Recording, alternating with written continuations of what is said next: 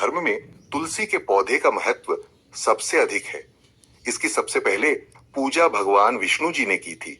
श्री हरि कहते हैं, जिस प्रकार देवी लक्ष्मी से वैकुंठ को ऐश्वर्य प्राप्त है, उसी प्रकार वैकुंठ में तुलसी के कारण ही पवित्रता प्राप्त है। पृथ्वी लोक पर जिस स्थान पर भी तुलसी का पौधा होगा, उस स्थान पर कभी बुराई का वास नहीं होगा। ऐसा स्थान सबसे अधिक पवित्र होगा। इसी कारण से हमें हमारे घर में तुलसी का पौधा अवश्य ही लगाना चाहिए। तुलसी के पास दीपक जलाने से क्या होता है, आइए जानते हैं इस प्राचीन महान कथा के माध्यम से, जो भगवान श्री कृष्ण ने देवी सत्यभामा को सुनाई है। दोस्तों, एक समय की बात है, देवी सत्यभामा भगवान श्री कृष्ण के पास आकर उनसे पूछने लगी, हे स्वामी, आपने मुझे तुलसी के पौधे को जल देने का महात्म्य सुना दिया है, लेकिन तुलसी के पास दीपक जलाने का क्या महात्म्य है? रोज शाम को तुलसी के पास दीपक क्यों जलाया जाता है? इससे मनुष्य को कौन सा फल प्राप्त होता है? तुलसी के पास दीपक जलाने की विधि क्या है तथा दीपक लगाते समय कौन से मंत्र का उच्चारण करना चाहिए? कृपया आप मुझे विस्तार से बताइए।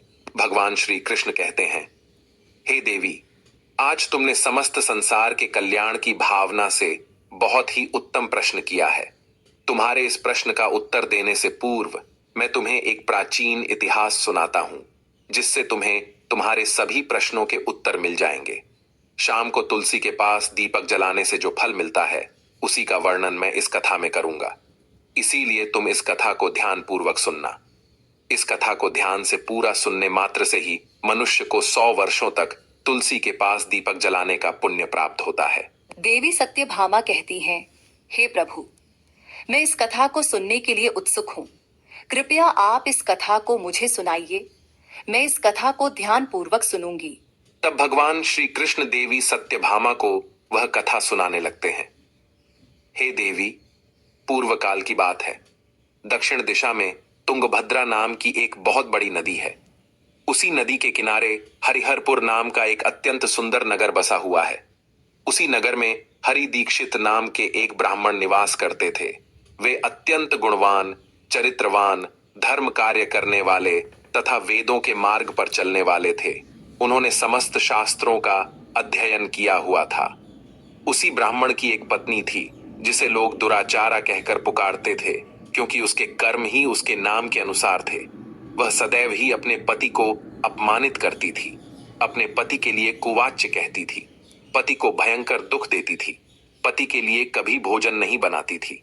उसने अपने पति के साथ कभी शयन नहीं किया, कभी उसके साथ प्रेम से व्यवहार नहीं किया। पति के मित्र और परिवार के लोग घर पर आते तो वह स्त्री उनको अपमानित करके भगा देती थी और स्वयं काम भाव से उन्मत्त होकर निरंतर अन्य व्यभिचारिणी स्त्रियों के साथ घूमती रहती थी। उसका मन पति को छोड़कर पराये पुरुषों में लगा रहता था। उसने कभी अपने पति से प्रेम पूर्वक बात नहीं की, किंतु पराये सुंदर पुरुषों के संग बैठकर बातें करती थी। पराये पुरुषों को मोहित करने के लिए सज धज कर गांव में घूमने जाया करती थी। कभी वह वन में किसी वृक्ष के नीचे खड़ी रहकर सुंदर पुरुषों की राह देखती और किसी दुष्ट पुरुष को मोहित करके उसके संग भोग विलास किया करती थी। एक दिन हरि दीक्षित ने अपनी पत्नी से कहा, हे भद्रे, तुम्हारा यह आचरण उचित नहीं है। इस प्रकार से पाप करने पर तुम्हारा अहित ही होगा। इसीलिए तुम अभी से ये सब बुरे काम करना छोड़ दो। तुम्हारे इस प्रकार के व्यवहार से मुझे बड़ा दुख हो रहा है। तब उस दुराचारा स्त्री ने कहा, न जाने किस पाप के कारण मेरा तुझ जैसे भिखमंगे के साथ विवाह हुआ है। लगता है पिछले जन्म में मैंने पाप ही किए होंगे। इसी कारण से मुझे ऐसा गरीब पति मिला है। तू मेरी कोई भी इच्छा को पूर्ण नहीं कर सकता। मुझे विवशता के कारण तेरी इस झोपड़ी में रहना पड़ता है, भिक्षा में लाया हुआ भोजन खाना पड़ता है। अब और अधिक मैं इस कष्ट को सहन नहीं करने वाली। किसी दिन मैं तुझे छोड़कर अवश्य चली जाऊंगी। तेरे साथ रहूंगी तो इस जन्म में भी मेरे द्वारा पाप ही होंगे।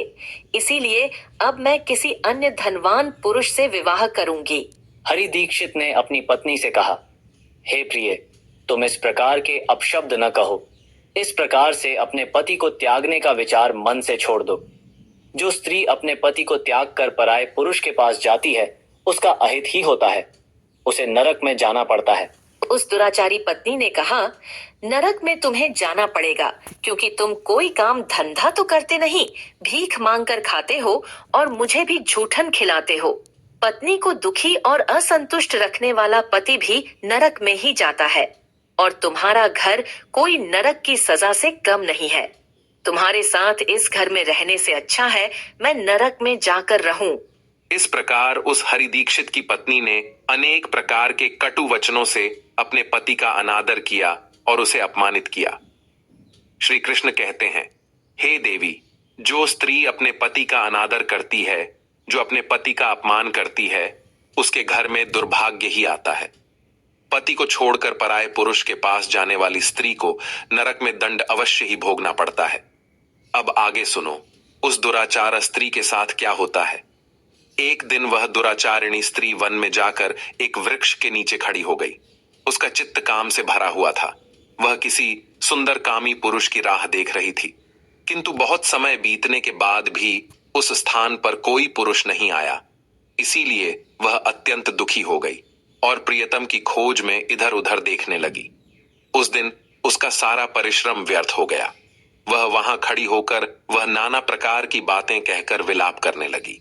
हाय हाय, आज तो इस मार्ग से कोई भी सुंदर पुरुष नहीं आया। अब मैं कैसे अपनी काम शांति करूं? आज की रात कैसे बीतेगी? कौन मेरे इस सुंदर शरीर का उपभोग